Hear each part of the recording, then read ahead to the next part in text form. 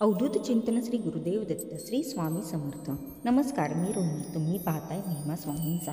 माझ्या या चॅनलमध्ये तुम्हा सर्वांचे खूप खूप मनापासून स्वागत. स्वामी महाराज तुमच्या सर्व चांगल्या इच्छा पूर्ण करोत ही स्वामी चरणी प्रार्थना. चला तर मग आपण पाहणार आहोत पंचमहायज्ञ सेवा. पितृदोष दूर करण्यासाठी गुरुमाऊलींनी सांगितलेली 12 महिने घरच्या घरी महिलांनी करायची अत्यंत सोपी सेवा म्हणजे पंचमहायज्ञ. प्रत्येक माणूस जन्माला येताना 5 ऋण घेऊन जन्माला आलेला असतो.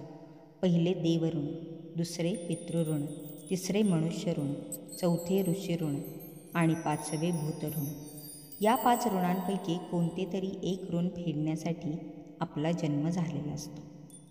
आता मनुष्य म्हटलं की सुखाचे दिवस दुःखाचे दिवस येतात. आपल्याला सुखाच्या दिवसात कोणाची गरज भासत नाही, पण ज्यावेळी आपल्यावर दुःख येतं, दुःखाचे दिवस असतात, दुःखाचे सावट असते, या वेळेला मात्र आपल्याला देव, मनुष्य, नातेवाईक या सर्वांची आठवण येते.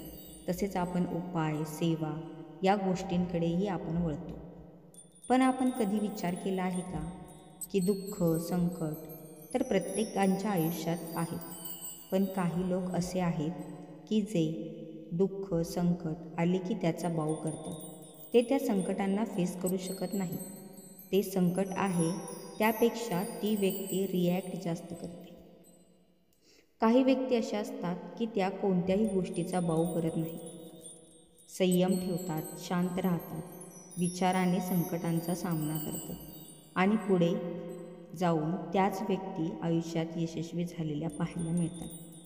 तर असा स्ट्रॉंगनेस, ही शक्ती की कोणत्याही संकटांचा सामना मी करू शकते, त्यासाठी एक प्रकारची प्रबलता, संकटाची तीव्रता कमी करण्यासाठी जी महिला आपल्या घरामध्ये नित्यनियमाने या गोष्टी ज्या गुरुमाऊलींनी सांगितलेल्या आहेत, या सेवा जर 12 महिने नित्यनियमाने चालू ठेवल्या तर आयुष्यात कितीही प्रखर पितृदोष असला तरी त्यांचा त्रास आपल्याला होणार नाही.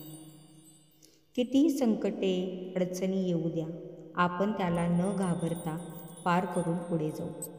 जी संकटे आपल्यावर येतील त्याची तीव्रता कमी होईल. संकटेही येणारच आहेत, असं नाही की संकटे अजिबातच येणार नाहीत. आपण कितीही सेवा करा, कितीही उपाय करा, तरीही संकटे, अडचणी येणारच. पण जेव्हा आपण हे काही उपाय करतो, सेवा करतो, तेव्हा काय फरक पडतो माहिती आहे? तर जिथे आपला हात तलवारीने कापला जाणार आहे तिथे फक्त आपल्याला सुई टोचते. हा फरक असतो जेव्हा आपण एखादी सेवा किंवा उपाय करतो तेव्हा. त्यामुळे या ज्या सेवा आहेत त्या प्रत्येक महिलेने आपल्या घरात करायलाच हव्यात. जर ही गोष्ट आपण नित्यनियमाने केली तर संपूर्ण कुटुंबाला या गोष्टींचा फायदा होईल, लाभ होईल. घरातील सर्व अडचणी दूर होऊन कुटुंब सुखी बनेल. तुम्ही हे चालू करा. तुम्ही स्वतः बघाल की काही दिवसातच घरातील वातावरण बदललेलं असेल. घरातील नकारात्मकता दूर होऊन घरातील वातावरण सकारात्मक झालेलं असेल. आणि यासाठी काही वेगळं करायचे नाही. नेहमीप्रमाणेच गोष्टी आहेत ज्या गुरुमाऊलींनी आपल्याला सांगितलेल्या आहेत. आता सगळ्यात पहिली गोष्ट म्हणजे देवऋण फेडण्यासाठी आपल्याला काय करायचं. तर एक पेपर घ्यायचा, पांढरा किंवा न्यूजपेपरचा छोटासा तुकडा घ्यायचा, त्याला गाईचे तूप लावायचे किंवा चोपडायचे आणि गॅसवर तो जाळायचा किंवा देवासमोर प्रज्वलित करायचा.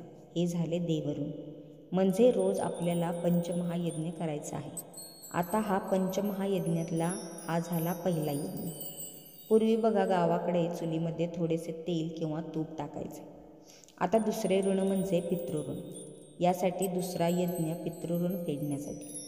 दुपारी 12च्या वेळेस एक पोळीचा तुकडा, चतकोर किंवा अर्धी चपाती, ती उष्टी करण्या अगोदर त्यातील अर्धी किंवा चतकोर पोळी बाजूला काढून ठेवायची आणि ती आपल्या पितरांसाठी दुपारी 12 वाजता त्या पोळीचे तुकडे करून पितरांसाठी गॅलरीत, स्लॅबवर, जिथे कुठे पक्षी खातील तिथे पितरांचे स्मरण करून ठेवा. तिसरे काय करायचे की गाईला पोळी खाऊ घालायची. गाई नसेल तर दुसऱ्या कोणत्याही पक्ष्याला किंवा प्राण्याला खाऊ घालू शकता. हे झाले तिसरे पंचमहायज्ञ. चौथा पंचमहायज्ञ म्हणजे काय करायचे. भूतऋण फेडण्यासाठी काय करायचे तर घरात कोणत्याही एका कोपऱ्यात आपल्याला जिथे कुठे मुंग्या येतात तिथे थोडीशी साखर किंवा गव्हाचं पीठ किंवा रवा भाजून त्यात थोडीशी साखर टाकून एका कोपऱ्यात टाकायचं. हे झालं भूतरून फेडण्यासाठी चौथा महायज्ञ. आणि पाचवा पंचमहायज्ञ म्हणजे आपल्या घरामध्ये जे कोणी येईल, म्हणजे आपले शेजारी पाजारी नातेवाईक कोणीही असू दे, त्यांना दूध चहा पाणी काहीतरी खायला प्यायला देऊनच पाठवावे. रोज जे घरात येईल त्या एका तरी व्यक्तीला हे करायचे. हे झाले पंचमहायज्ञ. हे जर आपण रोज नित्यनियमाने केले तर येणारी जी संकटे आहेत, अडचणी आहेत, त्यातील 90% अडचणी खूप प्रयास न करता आपोआप सुटतात, असे गुरुमाऊलींनी सांगितले आहे. यासाठी वेगळे काहीच करायचे नाही. रोजच्या घरातील कामातूनच हे करायचे आहे. हे सांगायला जरी वेळ लागत असला तरी करायला फक्त 5 मिनिटेसुद्धा लागत नाहीत. एवढ्या सोप्या या गोष्टी आहेत. तुम्हाला खरंच या गोष्टींचा त्रास होत असेल, काय करावं सुचत नसेल, परिस्थिती सुधारत नसेल, तर हे तुम्ही करायला सुरुवात करा. कोणत्याही दिवसापासून सुरू करा. आता तर पितृपक्ष आहे. कोणत्याही दिवसापासून सुरुवात केली तरी काही हरकत नाही.